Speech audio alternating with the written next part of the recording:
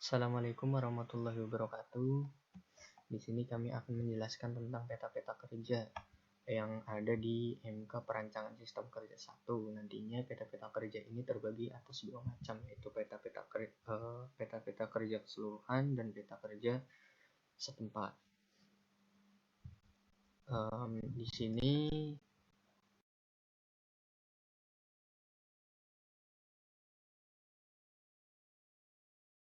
anggota kelompok kami yaitu ada Kang Ade Andika. Untuk yang pertama yaitu ada peta proses operasi. Nah, peta proses operasi ini merupakan suatu penggambaran langkah-langkah yang akan dialami suatu bahan baku mulai dari awal produksi sampai dengan penyimpanan.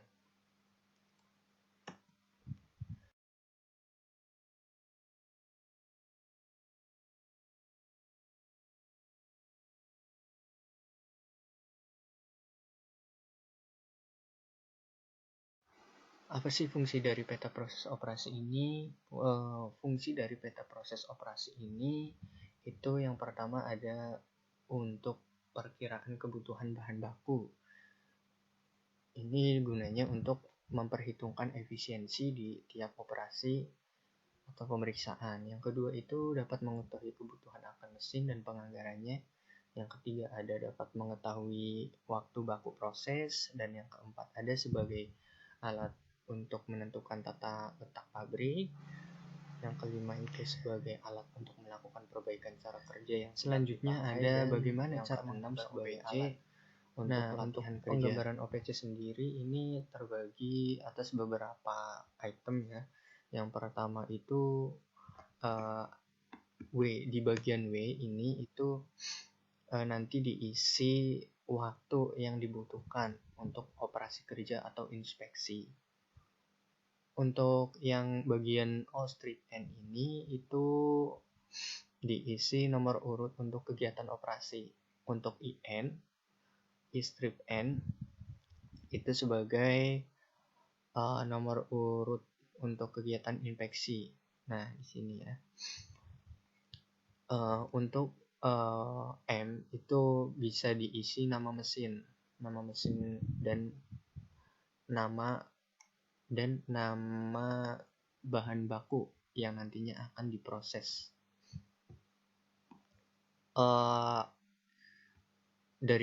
Untuk arah material yang masuk proses itu dimulai dari arah kanan yang nantinya akan digabungkan ke kiri. Jadi untuk penggambarannya nanti di bagian kiri itu komponen utamanya atau biasanya seperti badan produk ya. Nanti ke kanannya itu diisi bagian-bagian dari produk seperti sayap, contoh, dan lain-lain.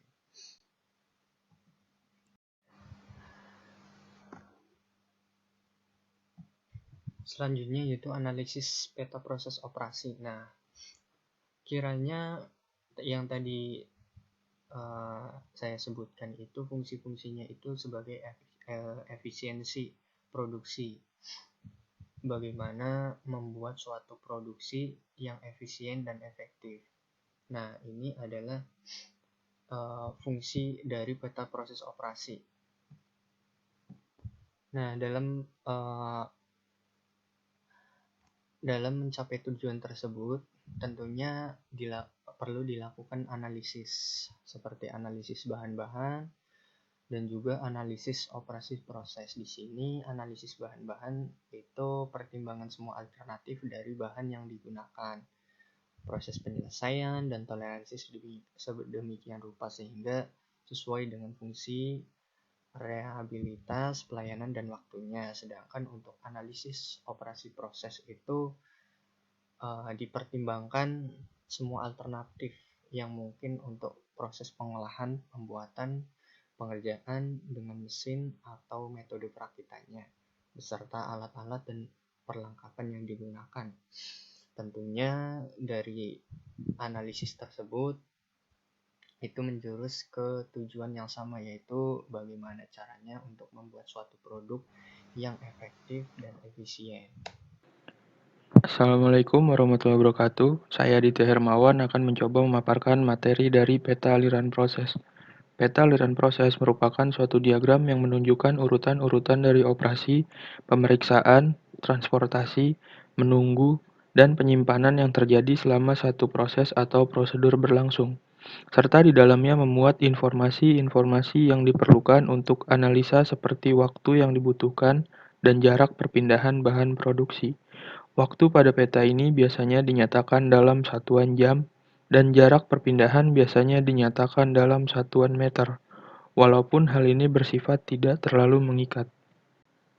Berikutnya ada macam-macam peta aliran proses. Peta aliran proses pada umumnya terbagi menjadi dua jenis, di antaranya peta aliran proses tipe bahan, yaitu peta yang menggambarkan kejadian yang dialami bahan bisa merupakan salah satu bagian dari produk jadi dalam suatu proses atau prosedur operasi. Lalu ada peta aliran proses tipe orang. Peta aliran proses tipe orang ialah suatu peta yang menggambarkan suatu proses dalam bentuk aktivitas-aktivitas manusianya, bisa seseorang maupun sekelompok pekerja. Pada pembuatan peta aliran proses, terdapat beberapa prinsip yang digunakan untuk menghasilkan peta yang lengkap.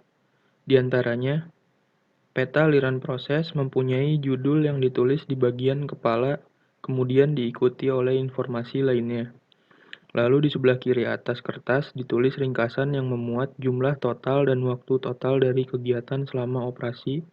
Pada bagian badan diuraikan proses yang terjadi secara lengkap beserta lambang-lambang dan informasi mengenai jarak, jumlah yang dilayani, waktu yang dibutuhkan, dan kecepatan produksi.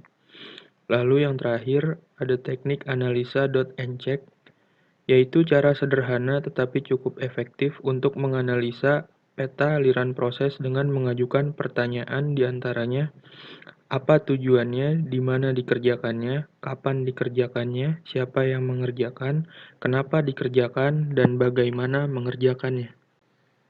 Terdapat beberapa kegunaan dari peta aliran proses itu sendiri, di antaranya, satu, bisa digunakan untuk mengetahui aliran bahan atau aktivitas orang mulai awal masuk dalam suatu proses atau prosedur sampai aktivitas terakhir. Lalu yang kedua, peta ini bisa memberikan informasi-informasi mengenai waktu penyelesaian suatu proses atau prosedur. Yang ketiga, bisa digunakan untuk mengetahui jumlah kegiatan yang dialami bahan atau dilakukan oleh orang selama proses atau prosedur berlangsung. Yang keempat, sebagai alat untuk melakukan perbaikan-perbaikan proses atau metode kerja.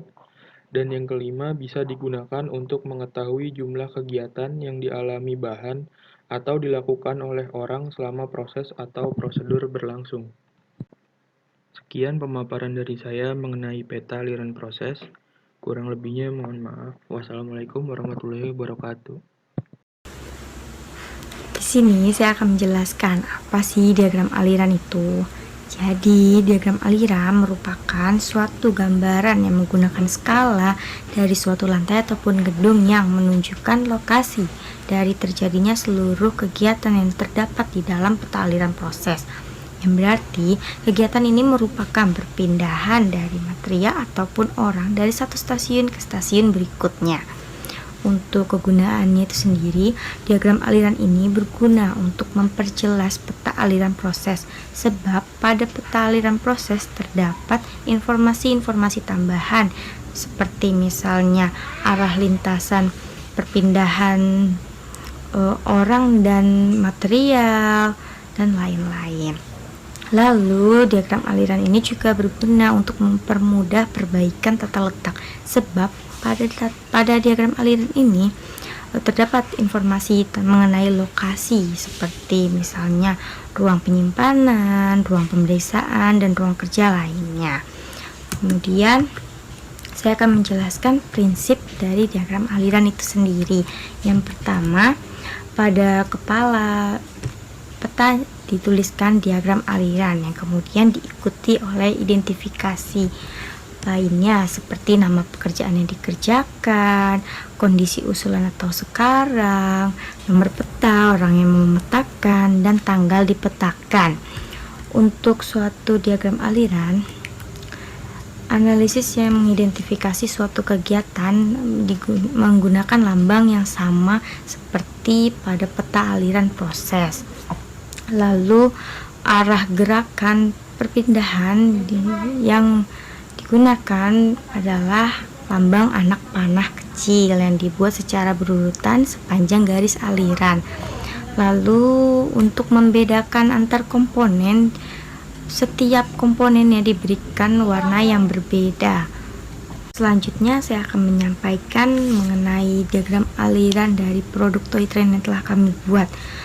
Nah, di sini diagram aliran yang kami tampilkan merupakan diagram aliran usulan.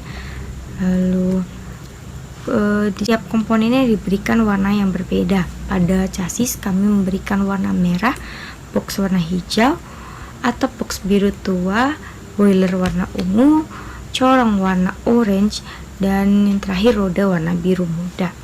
Untuk stasiunnya itu sendiri, yang pertama kami membuatkan receiving, yang kedua stasiun ukur, ketiga stasiun potong, keempat stasiun bubut, kelima stasiun drilling, keenam ruang pemeriksaan dan perakitan, dan yang terakhir shipping. Untuk lambang sendiri, lambang-lambang yang digunakan sesuai dengan peta aliran prosesnya, dengan tambahan pada setiap batas atau garis dari stasiun 1 ke stasiun berikutnya diberikan tanda panah yang sesuai ya dengan warna komponennya. Tanda panah ini menggambarkan arah perpindahan atau arah lintasan perpindahan material ataupun orang yang terjadi pada proses ini. Untuk selanjutnya, aliran sesuai dengan yang terjadi atau yang sudah dituliskan dalam UPC.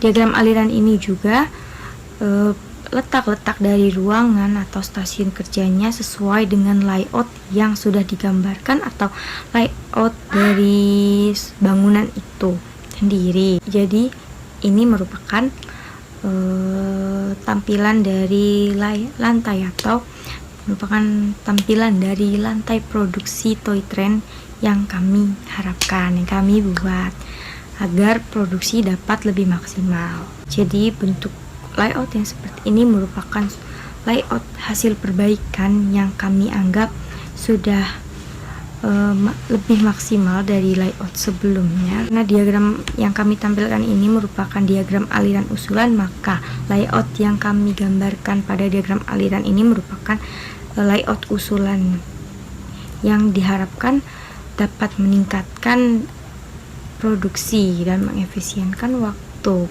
produksinya itu sendiri. Sekian yang dapat saya sampaikan. Untuk selanjutnya akan disampaikan oleh rekan saya. Assalamualaikum warahmatullahi wabarakatuh.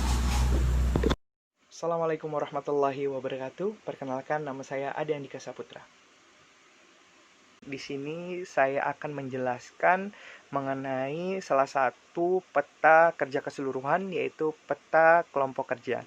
Oke, peta kelompok kerja merupakan salah satu diagram yang menunjukkan beberapa aktivitas dari kelompok orang yang bekerja sama dalam suatu proses ataupun prosedur kerja.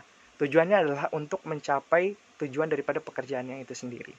Nah, kita bisa ketahui bahwasannya peta kelompok kerja ini adalah salah satu peta yang berisi kumpulan daripada peta aliran proses, khususnya proses yang menggambarkan aktivitas atau urutan-urutan daripada operator itu sendiri. Nah, peta ini juga digunakan pada suatu tempat yang membutuhkan kerjasama tim yang baik.